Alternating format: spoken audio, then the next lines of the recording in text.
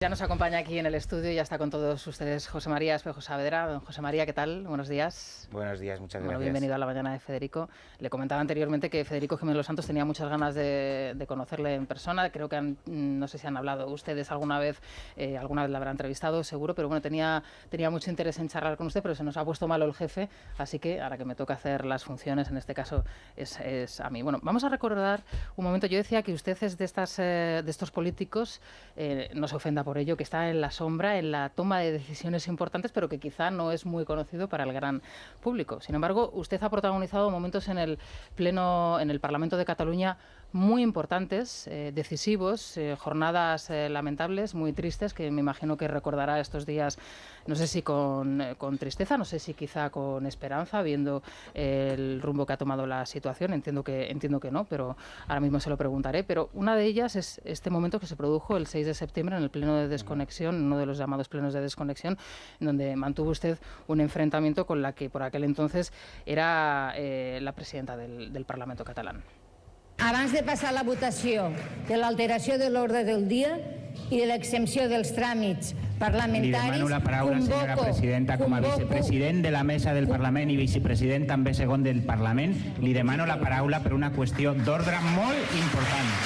Senyor vicepresident, estem reunits en ple. Vostè aquí no pot actuar com a membre de la mesa. Bueno, 2 años después, ¿cómo recuerda usted este momento?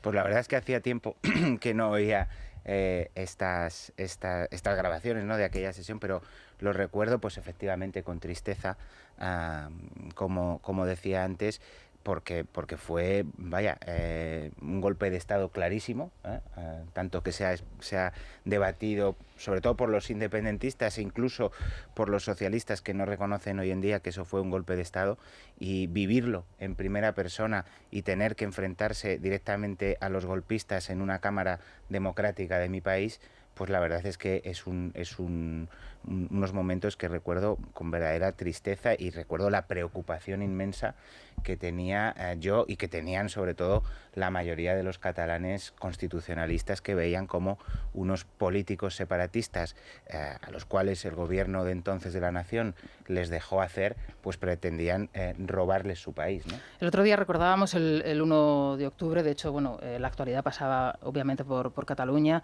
Ayer recordábamos el discurso del rey del día 3.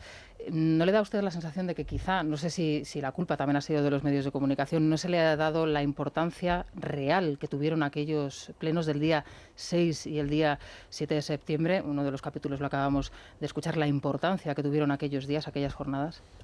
Bueno, efectivamente, el día 1 de octubre, que es cuando se celebró el referéndum, y es el día que los separatistas eligen para conmemorar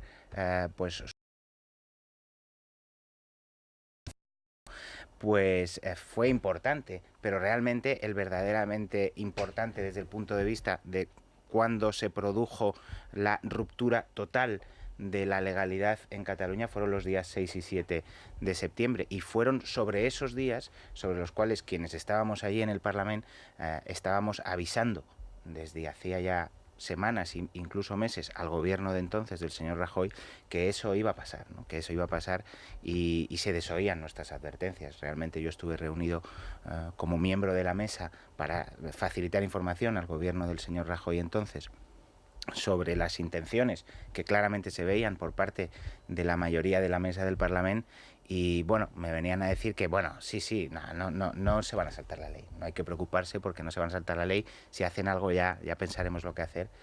Y ese fue el verdadero error, y los días más graves de la democracia española, creo yo, desde el golpe de Estado de 1981, ¿no? Yo creo que han sido realmente los dos momentos institucionalmente más graves que ha padecido la democracia en España. ¿En qué momento decide usted que no quiere continuar en el Parlamento de Cataluña, o en qué momento le dicen a usted que no va a continuar en el Parlamento de Cataluña y que su próximo destino político, digamos, está aquí en Madrid, en el Congreso de los Diputados?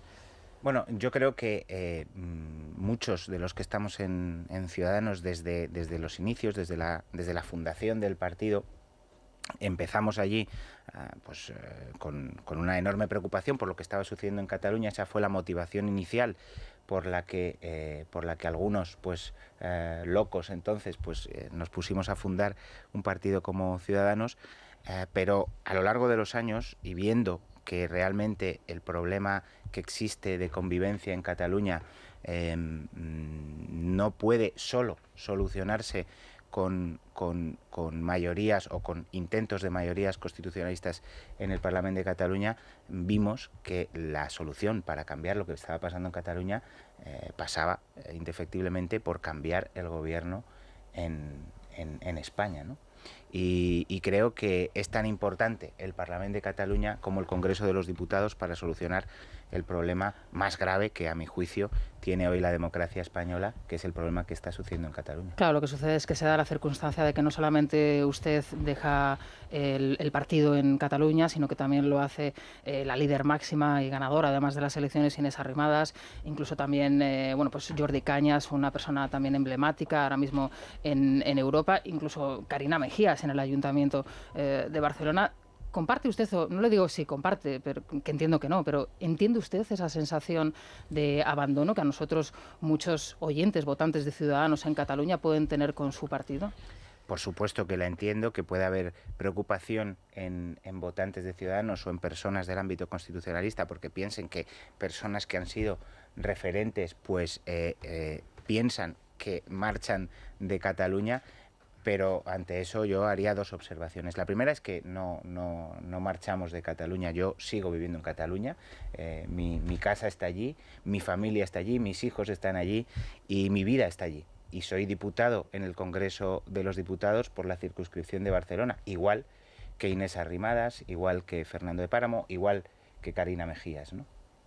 El señor Jordi Cañas, lo mismo, es un catalán que ahora está como eurodiputado en Europa, y es muy importante que haya catalanes constitucionalistas en el Parlamento Europeo diciendo en las instituciones europeas lo que está pasando en Cataluña. Es básico, hasta ahora no sucedía, ¿no? No teníamos unas voces firmes de catalanes en el Parlamento Europeo diciendo lo que estaba pasando realmente en Cataluña, y se daba todo el espacio a los políticos, a los eurodiputados separatistas. Y luego otra observación, insisto, yo entiendo que haya gente que pueda pensar eso, pero esto es lo mismo que pasó en el año 2015 cuando decían Albert Rivera se va a Madrid, Ciudadanos ya desaparecerá en Cataluña, se va el máximo referente de Ciudadanos en Cataluña. Me acuerdo incluso que había gente que decía, y ponen a esta chica, esta pobre chica, ¿no?, que era entonces Inés Arrimadas, el señor Albiol se la va a comer, esto va a ser, la debacle de Ciudadanos. Y justo en las siguientes elecciones Inés Arrimadas sacó 25 diputados, muchos más, 3 veces más prácticamente que cuando la candidatura en Cataluña la encabezaba Albert Rivera, y en las siguientes 36 diputados, entre los que tengo el honor de encontrarme, y eso fue Inés, ¿no? Y cuando se fue Albert a Madrid, por decir que se fue porque nunca se ha ido de Cataluña, como político y en su defensa de los derechos de los constitucionalistas, pues decían eso, ¿no?, que Albert Rivera abandonaba Cataluña y que entonces Ciudadanos quedaba huérfano en Cataluña. Bueno, pues yo creo que se ha comprobado que no era así. En cualquier caso, ¿no habría sido más adecuado o más correcto, o de alguna manera, para proteger incluso a su propio electorado, hacerlo de una manera, paso a paso, uno a uno, no todos en bloque? Da la sensación de que ustedes en un momento determinado también han sentido un poco de asfixia, ¿no?, en Cataluña, ¿no?, en un ambiente, en una sociedad, pues entendemos que muchas veces impracticable para muchas cosas, y entendemos incluso, y lo hemos comparado en muchísimas ocasiones con las situaciones y con los años de plomo en el País Vasco, ¿no?, que la situación y la vida allí es complicada, ¿no?, y más para políticos como ustedes. Sí, realmente es complicada, pero no es ese el motivo por el que personas deciden, digamos, dar el salto de un Parlamento autonómico al Congreso Nacional para seguir defendiendo lo mismo. Realmente es complicada, insisto, es verdad, cuando nosotros vamos allí pues tenemos que ir protegidos porque nosotros estamos señalados, ¿no?, por los políticos separatistas, y con un presidente de la Generalitat actual que anima incluso a las personas que presuntamente tienen intenciones terroristas, pero no es esa la razón. La razón es defender los mismos valores y los mismos ideales desde un sitio en donde también creemos que son imprescindibles y necesarios para cambiar las cosas. Estamos viendo que para poder cambiar algo en Cataluña se tienen que tomar medidas desde el gobierno, desde el gobierno de la nación, desde el gobierno de España, es lo que estamos de hecho pidiendo. El gobierno de la nación es controlado por el Congreso de los Diputados. Es por eso que algunas personas que tenemos una vinculación prácticamente especial y primordial con los asuntos que pasan en Cataluña desde el punto de vista político, también hemos venido al Congreso de los Diputados a ejercer esa labor de presión al Gobierno y de control del Gobierno sobre su política en Cataluña. Y respecto a la cuestión que también me preguntaba sobre si, bueno, y no se puede hacer de una manera más escalonada, o que parece que se han ido pues varias personas, ¿no? También le digo, yo creo que todos los españoles y sobre todo los catalanes pudieron ver cómo la semana pasada el señor Carrizosa pues dejó también el pabellón muy alto de los constitucionalistas cuando se enfrentó ni más ni menos que a los separatistas que ya, pasando todas las rayas, lo que hacen es jalear a aquellos que presuntamente pretendían atentar con explosivos contra los catalanes, contra las instituciones catalanas, y eran aplaudidos por prácticamente la mitad del Parlamento. El señor Carrizosa sigue allí, el señor Carrizosa, al cual también conozco y además me honro de su amistad desde hace casi 15 años, es la mayor demostración de que allí queda gente, por supuesto con la señora Lorena Roldán, que el lunes presentará la moción de censura a Torra, de que allí queda gente en Ciudadanos que por supuesto va a seguir defendiendo con la misma intensidad todo lo que en el Parlamento de Cataluña defendía Inés Arrimadas y lo sigue haciendo desde el Congreso de los Diputados. Le voy a hacer una última pregunta y enseguida paso el turno de palabra a los contertulios. ¿Por qué, y visto, ¿no?, en perspectiva, Inés Arrimadas, su partido no dio el paso de presentarse a la investidura cuando ganaron ustedes las elecciones y, sin embargo, sí que van a presentar esa moción de censura el próximo lunes? Bueno, ahí hay una historia. Nosotros, en mi propia persona, presentamos una candidatura a la presidencia del Parlamento de Cataluña. Yo me presenté como candidato de Ciudadanos a la presidencia del Parlamento de Cataluña. Entonces, los señores de Podemos, como siempre, se alinearon con el independentismo e impidieron, cuando existía la posibilidad aritmética, incluso existía la posibilidad aritmética porque había unos diputados que en ese momento estaban suspendidos de funciones, no podían votar, y existía la posibilidad aritmética, impidieron que yo o que Ciudadanos o que una fuerza constitucionalista, no quiero personalizarlo en mí, desempeñara la presidencia del Parlamento de Cataluña. ¿Cuánto hubieran cambiado las cosas? Porque la mayoría de las barbaridades institucionales que se han producido en el Parlamento de Cataluña se han producido gracias a la presidencia del Parlamento, si no, no hubieran pasado eso. Esto motivó que, evidentemente, para presentar una moción de censura se considerase que sin esos apoyos pues iba a ser realmente complicado e inútil, y sería otra vez presentarnos para que eso fallase. No obstante, creemos que ha habido un antes y un después de la pasada semana. Es que todos los españoles pudieron ver al presidente de una comunidad autónoma aplaudiendo a unas personas investigadas por presuntos delitos de terrorismo. Y lo que a mí me sorprende es que cuando Ciudadanos da el paso para decir, bueno, aunque solo sea para visibilizar que los demócratas, que los constitucionalistas no podemos apoyar, no podemos consentir con nuestra acción u omisión que un presidente separatista que jalea a terroristas siga en su cargo, a lo que a mí me sorprende es que haya un partido que se dice constitucionalista, que es el Partido Socialista, que diga, no, nosotros aquí nos vamos a abstener. Yo agradezco, por supuesto, al Partido Popular que apoye esa moción. No nos cabía duda de que un partido constitucionalista como el Partido Popular la apoyaría, pero estamos realmente sorprendidos de que el Partido Socialista no lo haga. Pero fíjese que acaba usted de utilizar una expresión, dice, aunque solamente sea para visibilizar. Me recuerda tanto a lo que se dijo en aquel momento de Inés Arrimadas, aunque solamente sea para visibilizar. ¿Quién ha ganado las elecciones? ¿Quién ha obtenido la mayoría en el Parlamento, aunque eso luego fracase? ¿Con el tiempo han pensado que quizá cometieron un error, que quizá se equivocaron? Yo creo que es importante también valorar el contexto en cada momento. Cuando eso se pidió, no teníamos un presidente que, insisto, jaleaba a terroristas. Ahora sí, ahora lo tenemos. Y también, en cuanto a la pregunta que me hace sobre lo importante que es visibilizar, mire, al final, por desgracia, esto va a servir también para visibilizar quién realmente tiene un compromiso con las libertades y con la democracia y quién no lo tiene. Y en este caso es el Partido Socialista de Cataluña, el señor Iceta, quien no lo tiene y lo está demostrando, porque está diciendo que se va a abstener a una moción de censura presentada contra el presidente de la Generalitat que jalea a terroristas en el Parlamento de Cataluña, ¿no?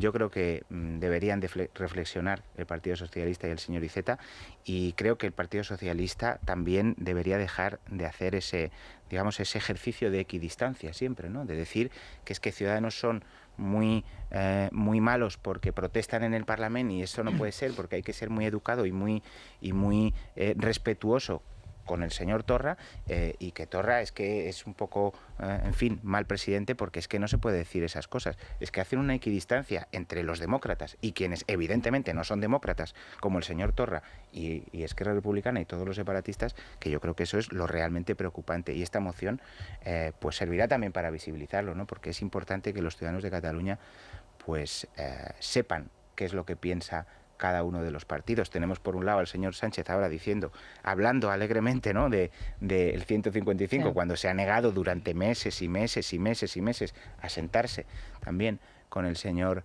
Rivera para hablar de esta cuestión, pero a la vez tenemos al señor Iceta diciendo que ni una moción de censura a Torra.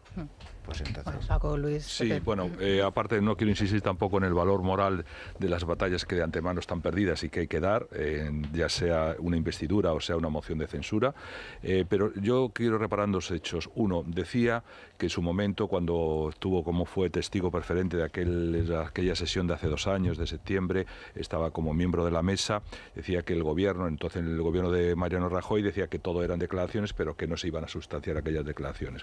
La semana pasada asistíamos a otro pleno en el que no solamente se jaleaba a unos supuestos terroristas, sino que se declaraba una cierta insumisión por parte del pleno del Parlamento y se proponía la salida, la expulsión de Cataluña de la Guardia Civil.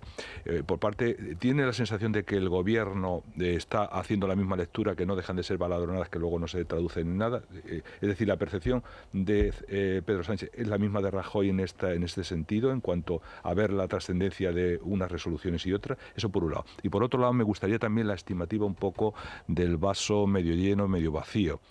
¿Cómo juzga el hecho de que la manifestación del 11S hubiera menos gente y, por ejemplo, lo que se podía presumir una jornada de enorme trascendencia como el 1 de octubre haya quedado prácticamente en nada? ¿Está bajando la presión? ¿Se está produciendo algún tipo de cambio en la sociedad catalana? ¿Cómo eso puede tener una traducción electoral? ¿Cómo ve esas dos cosas? Bien, sobre la primera pregunta, yo creo que los hechos hablan por sí solos.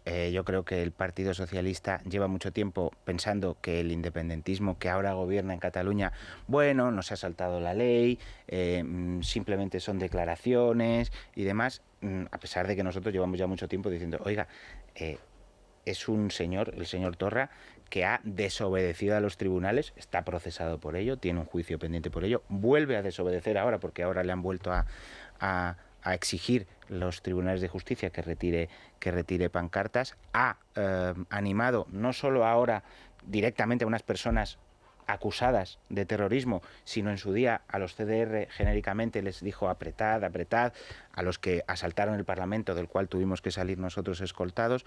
Bueno, parece que para el Partido Socialista esto no es suficiente para aplicar la Constitución española, porque hablamos del artículo 155 como si fuera así una especie de ley de excepción, y no es otra cosa que un artículo más de la Constitución española que esté ahí, que se aplicó, y que por cierto se aplicó y no se acabó el mundo. Cataluña siguió viviendo de una manera relativamente Por cierto, perdona normal. que esté introducido, ¿no están un poco arrepentidos de los reparos que pusieron en su momento cuando se habló de aplicar el 155 y ustedes dijeron que no era, es decir, que era una medida excesiva para adoptar en el momento en Cataluña, en aquel momento cuando se aplicó el 155? Los reparos iniciales que pusieron. Cuando se aplicó el 155 lo llevábamos pidiendo. Sí, pero antes pusieron reparos, hay que reconocerlo, sí, sobre ese esquema. Hubo un momento crítico. Son los días de los que estábamos hablando antes, el 6 y 7 de septiembre, ahí se produjo la ruptura institucional, ahí se produjo la verdadera desobediencia institucional, ahí es cuando las instituciones de Cataluña dijeron rompemos con la Constitución y no nos sentimos subordinados a las instituciones del Estado español y no vamos a cumplir la ley. Ese fue el momento en el que se produjeron las circunstancias, digamos, tasadas en la Constitución para que se pudiera aplicar el artículo 155, y a partir de ese momento dijimos que no cabía más. Bueno, y aparte el referéndum del 1 de octubre, etcétera, etcétera, etcétera. Por lo tanto, creemos que se hizo lo que se tenía que hacer. Seguramente se levantó antes de tiempo. Sí, acérquese al micrófono un poco más. Sí, disculpa. Se levantó antes de tiempo. Y respecto de la segunda pregunta... Sí, era el vaso medio lleno, es decir, la estimativa del vaso medio lleno, medio vacío. Es decir, parece evidente que el 11 de septiembre pues la afluencia de manifestantes a la llamada de la Generalitat fue menor que otros años, apreciablemente menor, y que se preveía una cierta movilización en torno al aniversario del 1O que no se ha producido en Cataluña. Quiero decir que se están produciendo cosas, o se están registrando síntomas en la propia Cataluña, y que si considera que eso va a tener alguna traducción electoral en las próximas citas. Bueno, es cierto que ha habido una menor movilización que no es una movilización pequeña. No, sin duda. No es una movilización pequeña, es una menor movilización porque las movilizaciones de otros años sí que habían sido pues más numerosas, ¿no? Pero esto sucede, desde mi punto de vista, por una razón, y es que el independentismo tiene la, digamos, entre comillas, virtud, o en este caso no sería una virtud, sino el poco honroso mérito de haber dividido Cataluña en dos mitades y haber defraudado a ambas. Ha dividido Cataluña en una mitad de ciudadanos que quieren continuar en España y que quieren continuar siendo españoles, y en otra mitad, bueno, no llega a una mitad, pero a una gran parte de la población de Cataluña que apuesta por la independencia, pero ha defraudado a ambas, porque a los independentistas también les ha defraudado prometiéndoles cosas que después no han conseguido. Eso no quiere decir que esas personas hayan dejado de ser independentistas, quiere decir que esas personas están frustradas, y esa frustración lo que está provocando, por desgracia, es lo que vimos en las semanas pasadas, ¿no? Algunas personas que ante esa frustración, porque les han prometido un imposible que el Estado evidentemente tiene que parar, se planteen medios violentos para llegar a sus fines, ¿no? Luis del Pino. Don José María, no digo ningún secreto si comento que las encuestas pintan mal para Ciudadanos, que hay una cierta desorientación en el electorado,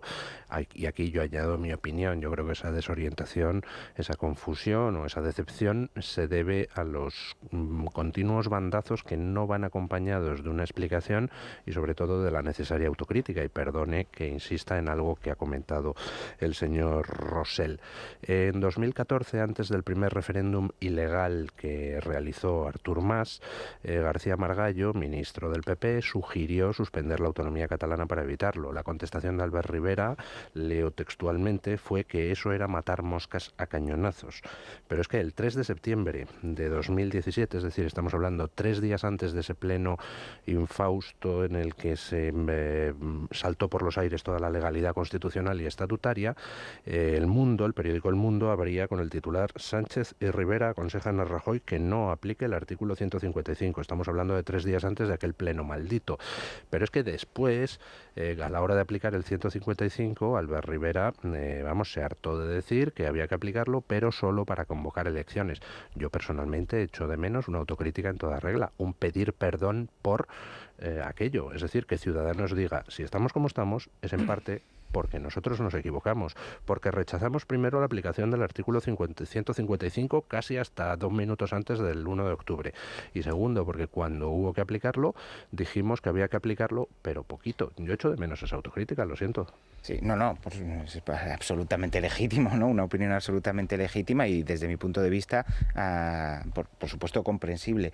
En relación a los diferentes hitos que usted ha mencionado, señor del Pino, en el año 2014 yo sinceramente sí que creo que la situación, siendo grave, porque de la gravedad de la situación a nosotros poco nos podrán decir de que no la hemos anunciado, desde el año 2006 que se fundó este partido precisamente alertando de esta cuestión. Pero siendo grave, no era ni mucho menos la misma que se produjo después de las elecciones del 2015, donde hubo la primera resolución, digamos, abiertamente rupturista, que no se materializó después en una ruptura institucional hasta septiembre del 2017. En cuanto al titular del Mundo, lo recuerdo perfectamente ese titular del Mundo, y recuerdo precisamente cómo comentamos la falsedad, no diría la falsedad, perdón, pero sí, bueno, la inveracidad, porque es que en absoluto aconsejo.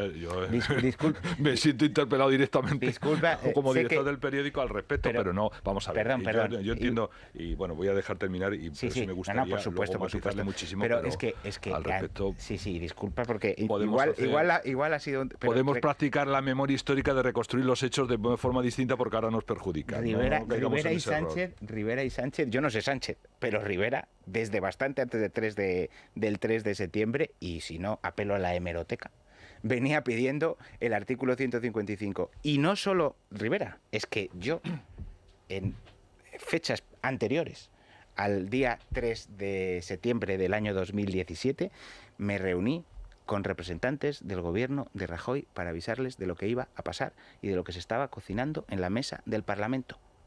Y me dijeron, tranquilos, no se van a saltar la ley, no os preocupéis. Es decir, evidentemente yo estoy convencido de que perdóneme, afirmaciones... don José María, pero le tengo que matizar. 6 de julio de 2017, acto de EFE, el foro líderes de EFE. Albert Rivera, palabras textuales. No hay que gritar ante el órdago separatista ni aplicar el 155. El 6 de julio estamos hablando 2 meses antes de ese pleno de desconexión. Entonces, eso de que Ciudadanos venía reclamando el 155 desde mucho antes del 1 de octubre no es cierto, lo siento. Bueno, yo es que creo, sinceramente, vamos a ver, primero, lo publicado por El Mundo es así porque se corresponde con los hechos que se produjeron. Nos encontramos con una triste situación. Un presidente del gobierno, entonces Mariano Rajoy, que estaba buscando excusas para no aplicar el 155, y 2 partidos que se las estaban dando. Por un lado, el Partido Socialista por una razón y Ciudadanos por otro, porque consideraba la frase de matar moscas a cañonazos, etcétera, etcétera. Yo creo que harían bien las fuerzas políticas, sobre todo, para aumentar su credibilidad, reconocer que entonces no lo percibimos de esa manera y nos equivocamos. Lo mismo que cuando el Partido Popular hace unas semanas le planteó a ustedes que presentara una moción de censura y dijeron que no era el momento de la moción de censura, y al poco han presentado la moción de censura. Si no pasa nada por reconocer las cosas, yo es que creo que hay que hacer ese ejercicio de transparencia. Hombre, y sobre todo es que no podemos decir que el periódico miente cuando está acreditado por los hechos lo que estaba ocurriendo en aquel momento. En aquel momento yo entiendo que usted defendiera el 155 dentro de su partido, pero la posición oficial fue esa, es decir, una actitud tibia. Y luego también hay que hacer una autocrítica, utilizar el 155 con un efecto placebo, que es para convocar unas elecciones a las que el independentismo fueron con todos los medios para ir en posiciones de ventaja, y además con el agravio de que supuestamente les han maniatado, les han aplicado, etcétera, etcétera, etcétera. Hay que asumir ese error, porque si no asumimos ese error, no hacemos esa autocrítica, no vamos a poner remedio a la situación. Seguiremos el autoengaño, unos por conveniencia de partido, otros por distintas razones. Yo creo que no pasa nada por reconocer eso.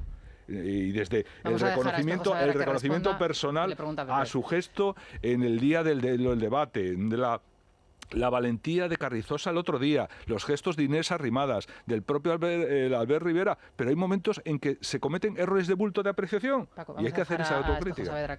Yo acepto la crítica y no dudo que, seguro que en una parte tiene razón. Yo creo, insisto, cuando he hablado del titular del Mundo, estoy convencido de que si el Mundo tituló de esa manera es porque tenía fuentes. Pero no es fuente, es que son citas textuales. No, pero a ver, es que lo que no puede ocurrir, si me lo permite, y ya acabo, y no le interrumpo más. Lo que ocurrió el otro día, sabe que el presidente, por irnos a otros derroteros, el presidente mexicano da todas las mañanas una rueda de prensa, ¿no? Entonces un periodista le saca unas declaraciones de su ministro de Hacienda sobre los datos, cómo estaban, y eran malos datos económicos. Y la respuesta del presidente mexicano fue, pero yo tengo otros datos. Esa fue la respuesta. Es decir, ¿cómo otros datos? Los datos son los que le está ofreciendo el ministro suyo, ¿no? Y una forma de negar es la realidad decir que se tienen otros datos. Yo insisto, es que hay que asumir eso, y si es que la única forma de avanzar y de recuperar la credibilidad de los partidos políticos, lo mismo que ustedes cometen errores, nosotros cometemos errores, los medios de comunicación y toda obra humana, tampoco pasa nada. Sin duda cometemos errores, y muchos y graves, y esto lo que tiene los partidos políticos y los representantes políticos es que esos errores pueden ser juzgados por los ciudadanos bastante frecuentemente últimamente, ¿no? Y los pagamos o no en las urnas, ¿no? En todo caso, y más allá del análisis sobre lo que pasó en el 2017 y en el 2014 y de los errores que estoy convencido también que Ciudadanos cometió de apreciación en una situación compleja, en diferentes situaciones complejas, y de los aciertos que también reivindico de Ciudadanos, de los aciertos que también reivindico de Ciudadanos en la gestión de todo este asunto, aciertos que, por cierto, en esos juicios que se producen Ciudadanos, que se llaman elecciones, ¿no? Pues parece que en su día, y después de todos estos acontecimientos y después de todas estas cuestiones que ustedes están reseñando, pues en ese juicio ciudadano de unas elecciones el 21 de diciembre en Cataluña, pues fueron juzgados positivamente, ¿no? Más incluso que los errores. Y a partir de ese momento, a partir de ese juicio ciudadano de las elecciones del 21 de diciembre, la posición de Ciudadanos sobre la aplicación del 155 en Cataluña, yo creo que ha sido uniforme y constante, y que hemos pedido a todos los gobiernos que ha habido desde entonces, que han sido dos, pues primero, que el artículo 155 no era quizás el momento de levantarlo. Puede haber habido un error de decir solo para elecciones. Puedo asumirlo, que igual eso fue un error de apreciación. No, lo mismo que esto es verdad, como lo otro tengo que matizárselo, es verdad, tan es verdad que el propio presidente del gobierno le dijo a Albert Rivera que no tenía otro tema que el 155 y ETA, que cuando se acabaran esos temas, ¿de qué iba a hablar, no? Vamos a avanzar, que tiene que preguntar. Vamos a intentar salir del bucle. Buenos días, José María. Muy buenos días. Yo creo que a muy corto plazo tenemos que trabajar todos con dos premisas en Cataluña, bastante pesimistas las dos. La primera es que muy difícilmente vamos a tener un gobierno constitucionalista, dado el equilibrio de fuerzas que se da en la plaza. Esta sería la primera. La segunda, también muy difícilmente, por desgracia, vamos a conseguir tener un gobierno separatista que respete el orden constitucional y los fundamentos básicos del Estado de Derecho. Lo estamos viendo estos días con informaciones muy inquietantes que vinculan a las instituciones catalanas directamente con el terrorismo. A la espera de su confirmación, esa es una hipótesis que maneja el Poder Judicial. Bien, esas premisas son la realidad con la que trabajamos. A partir de ahí se abren dos posibilidades para mantener una cierta normalidad civilizada en Cataluña. Una sería la vía del 155, que los barceloneses, los catalanes en general, pero yo vivo en Barcelona, y yo constaté algo que se está diciendo poco, o que la gente que vive fuera de Barcelona, fuera de Cataluña, no ha vivido y no ha visto. Y es que la intervención de la Generalitat, al margen de que fuese una mini intervención, en fin, todo ese debate en el que estaba antes, la intervención de la Generalitat, que es un Estado dentro del Estado ahora mismo, una administración formada por 200.000 funcionarios altamente politizados y filtrados por criterios políticos para acceder a puestos de control social, el control efectivo por parte del Estado no se dio durante la época del 155. Yo me paseaba por Barcelona y veía, es decir, cuando supuestamente la vicepresidenta del gobierno tenía un despacho en mi ciudad, yo pasaba por las consellerías, y en las consellerías y las delegaciones del gobierno, del gobierno autonómico, veíamos fotos de presos, de ciudadanos presos porque habían cometido delitos y habían sido detenidos por la policía y enviados por los jueces a la cárcel, en todas las consellerías de la Generalitat en mi ciudad, en Barcelona, que no estaría pasando en alguna pueblo remoto de comarca. Y lazos en las fachadas. Bueno, al margen de los lazos que siguen estando ahí, por cierto. ¿No? Es decir, eso te lo sabe perfectamente. Era la realidad durante el 155, no digo después, durante el 155.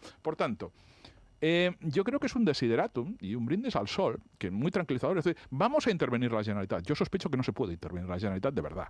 O sea, que la Generalitat, aparentemente la puedes controlar. De hecho, podría actuar sublevada o en una situación de insubordinación permanente. Asentada esa tercera premisa, habría otra posibilidad que ha planteado el líder del Partido Popular, Pablo Casado, hace muy pocas horas. La Ley de Seguridad Nacional que es menos espectacular desde el punto de vista formal que el 155, no requiere requisitos como la aprobación del Senado, etcétera, pero que seguramente sería mucho más práctico, porque significa usted controla a una fuerza armada de 17.000 personas, que el 1 de octubre el problema no fue que el señor Torra dijese, o el señor Puigdemont diese un golpe de Estado, el problema es que tenía 17.000 metralletas en la calle. Pero sobre eso también Ese hay era dudas. el problema. Sobre eso también las hay metralletas dudas, estaban, yo las vi. No, me refiero a la posibilidad de que aplicando la Ley de Seguridad Nacional se pueda controlar a los Mossos. Que se puede hacer ahora mismo, hoy. Bueno, ese es un debate, que hoy se puede hacer o no, ya lo veríamos, pero que en un futuro mediato, dentro de un mes, sí se puede hacer, no hay ninguna duda. Yo les planteo, ¿y no sería más práctico aplicar el 155, recuperar el control de los Mossos y que el señor Torra salga al balcón y se constipe y haga lo que le dé la gana? Porque sin una pistola no se dan golpes de Estado. Y a tweets tampoco se dan golpes de Estado. Es decir, lo del relato es puro cuento, como la propia polisemia del término indica. ¿Por qué no controlar los Mossos y dejarnos de historias? Bueno, yo creo que con el 155 también se pueden controlar los Mossos. Con el 155 ya hay una doctrina constitucional de en qué circunstancias y cuál es el modo de aplicarlo. Nosotros ahora lo que estamos pidiendo es que el requerimiento que se tiene que hacer al Gobierno de la Generalitat para iniciar la aplicación del 155 se efectúe por parte del Gobierno. En primer lugar, lo que estamos pidiendo es que el Gobierno se siente con nosotros y con los partidos constitucionalistas para estudiar la posible aplicación, porque la Ley de Seguridad Ciudadana efectivamente tiene también algunos debates sobre su aplicación, porque no ha sido, en ese sentido, todavía nunca aplicada. Y, por otro lado, por desgracia, sí se pueden dar golpes de Estado sin pistolas. Lo hemos visto en el Parlamento de Cataluña, se dio un golpe de Estado. Había pistolas. Había pistolas en los Mossos. Lo sabía, claro. Sí, pero sin blandir las pistolas en el Parlamento, ¿no? En todo caso, yo creo que cualquier solución que permita evitar que los representantes políticos de la Generalitat vuelvan a hacer lo que dicen que van a volver a hacer, que es dar un golpe de Estado y desobedecer a las instituciones democráticas españolas, pues hay que estudiarla. Nosotros hemos pedido al señor Sánchez que se siente con los partidos constitucionalistas para estudiar las medidas a aplicar. Nosotros decimos que el 155, hay otras sobre la mesa. ¿Por qué no nos sentamos los partidos constitucionalistas? Esta fue una de las cuestiones que Albert Rivera le propuso al señor Sánchez como solución de Estado para evitar una nueva repetición electoral. Sentémonos para hablar de esto. Y otras dos condiciones muy sencillitas. Rompamos los acuerdos con los partidos que apoyan el terrorismo en Navarra y no subamos los impuestos a las familias. Esas tres condiciones fueron. Ni de una sola quiso hablar. Bueno, quizá fuera de tiempo, quizá a lo mejor la manera de haberlo expuesto o la manera de haberlo planteado hubiese sido cuando fue invitado el señor Rivera por el señor Sánchez al Palacio de la Moncloa. A ver, nosotros creo que fuimos el partido que hizo lo que dijo a sus electores que iban a hacer. Creo que eso no hay ninguna duda. Desde el principio de la campaña electoral de las pasadas elecciones dijimos que no haríamos presidente a Sánchez y que le ofrecíamos al señor Casado, al Partido Popular, un acuerdo si teníamos un escaño más juntos. Lo dijimos al principio y algunos dijeron se han pegado un tiro en el pie, esto Ciudadanos, o sea, que nos han matado ya muchas veces, y decían que sí, que nos íbamos a hundir, que nos iba a ir fatal, y después pues no nos fue tan mal. Y aún así, cuando quedaban pocas horas y pocos días para que se materializase la repetición electoral, como un partido responsable de Estado, que entendíamos que una repetición electoral no era beneficiosa en ningún caso para España, ofrecimos una solución de Estado muy sencilla, muy simple, que se podía entender. Mire, nosotros no apoyamos a Pedro Sánchez, pero estamos dispuestos a abstenernos para que se pueda formar un gobierno solo con esas tres condiciones que entendían, creo, nuestros votantes y la mayoría de españoles constitucionalistas. No se puede gobernar con quienes apoyan el terrorismo, como han hecho en Navarra. Se tiene que hablar de qué solución pactamos los constitucionalistas para Cataluña, 155, seguridad nacional, cualquiera que sea, pero sentémonos a hablar. Y ni siquiera les pedíamos al Partido Socialista que bajasen los impuestos. Simplemente decíamos que no subieran los impuestos a las familias ni a los autónomos. Si eso no era suficiente para el Partido Socialista, esas tres cosas que se pueden sentar a una mesa y pactar en un día, pues no sé ya. Bueno, entre los oyentes de radio hay muchos votantes de Ciudadanos. Vanessa Vallecillo, buenos días. Buenos días. Le dejan muchas preguntas a Espejo Saavedra, ¿no? Le han formulado muchas preguntas. Sí, precisamente una de las grandes claves de cara a estas elecciones es que los ciudadanos han podido ver cómo los partidos han gestionado el resultado de las anteriores, y lo que más preocupa a los oyentes hoy es cómo van a gestionar estas negociaciones con respecto a la vez anterior. Una pausa y les escuchamos. Es La Mañana de Federico. Es radio.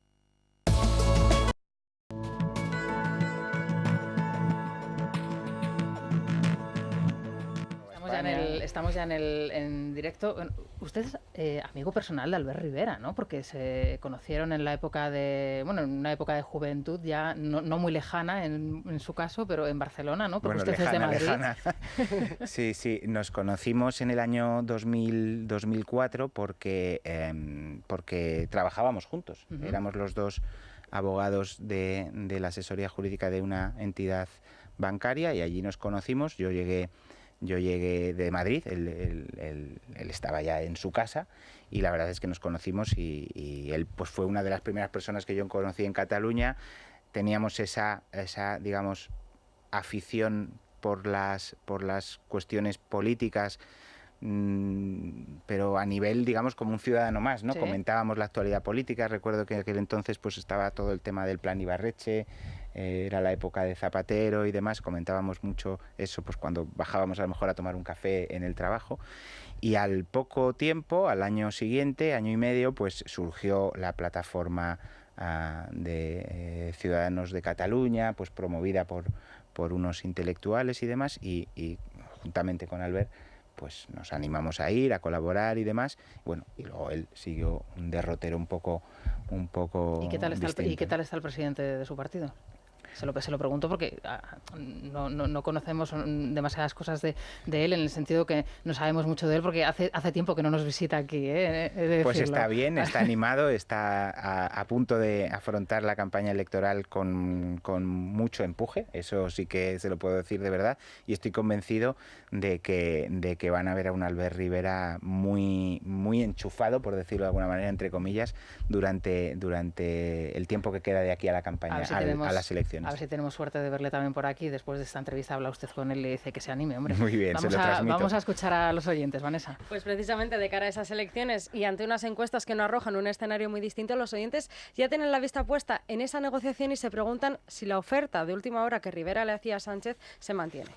Señor Saavedra, buenos días. ¿Qué le parece que el Partido Socialista lleve el lema de Ahora España para engañar a los españoles y, sin embargo, no apoye la moción de censura que ustedes van a llevar a cabo contra Torra en el Parlamento de Cataluña? Yo le quería preguntar a Espejo Saavedra qué sentido tiene presentar una moción de censura tras haber ganado las elecciones en Cataluña. Señor Saavedra, si después del 10 de noviembre hay una posibilidad de formar una mayoría de PP, Vox y Ciudadanos, en ese caso Ciudadanos va a hacer cordón sanitario y antidemocrático a Vox y va a impedir esa mayoría. En caso de que se den los mismos resultados que se dieron en las anteriores elecciones, ¿el Partido Ciudadanos tiene pensado hacer la oferta que a última hora le hizo al Partido Socialista? Bueno, pues vamos con las preguntas rápidamente, como ven, muchas y muy variadas.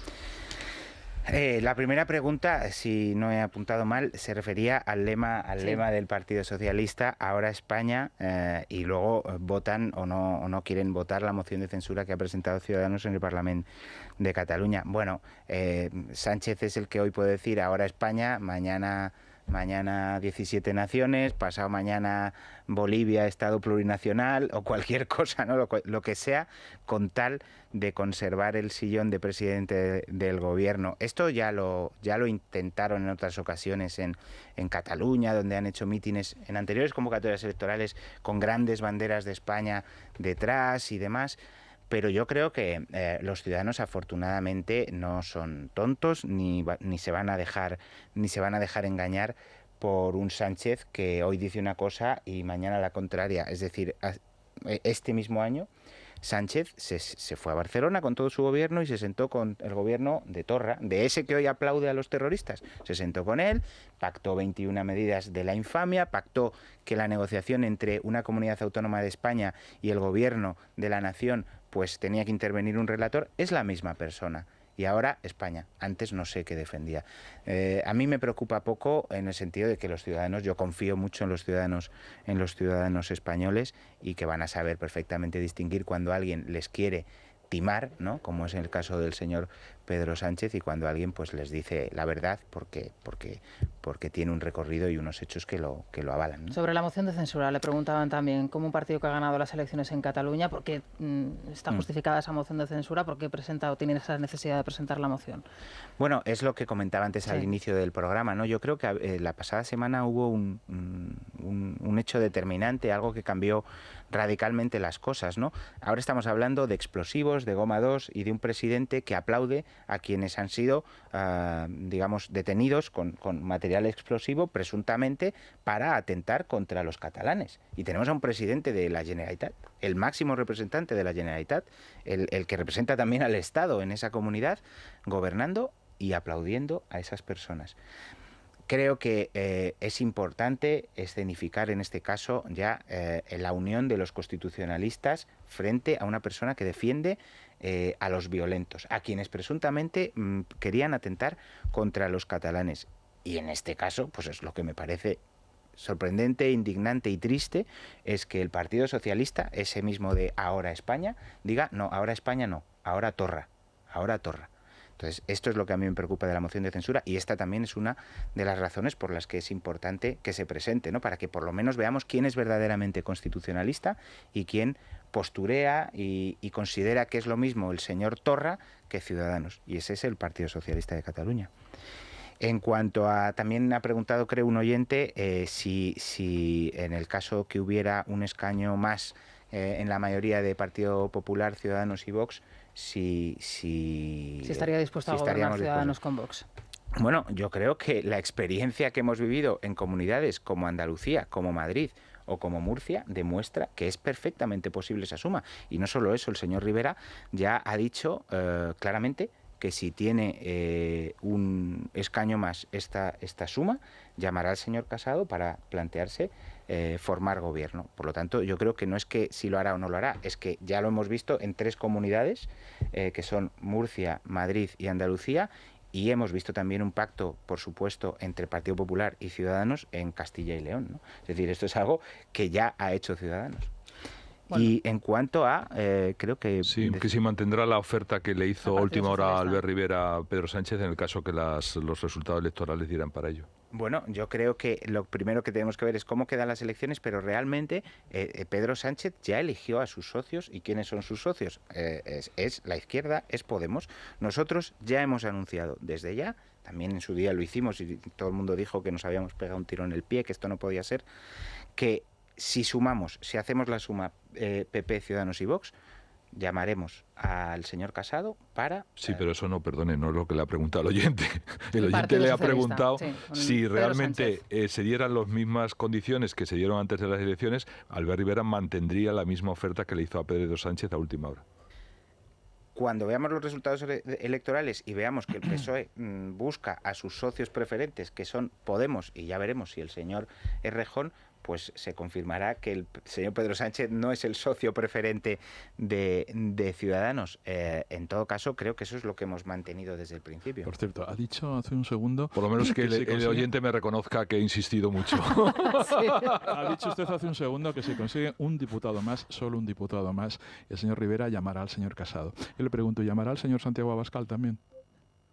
Pues seguro que tenemos que hablar con todos los diputados que tengan que hacer esa suma, ¿no? Es decir, nosotros hemos hablado también con Vox en los lugares donde se han necesitado sus votos. Otra cosa es las medidas que hayamos pactado con Vox o con el Partido Popular, pero por supuesto que hemos hablado con Vox. Bueno, vamos a emplazar al señor Espejo Saavedra para una próxima entrevista después del 10 de noviembre, ya con Federico, que seguro que le alegra mucho poder conversar con usted, y seguro que si nos está escuchando se habrá quedado con ganas de... Tenéis que haber preguntado por esto otro. Que, seguro que sí. Luego nos lo dirá. Muchísimas gracias por acompañarnos. Gracias, y lo dicho, Me debe una. Hable usted, por favor, con Albert. Reconozco la deuda ante notario ya para lo que...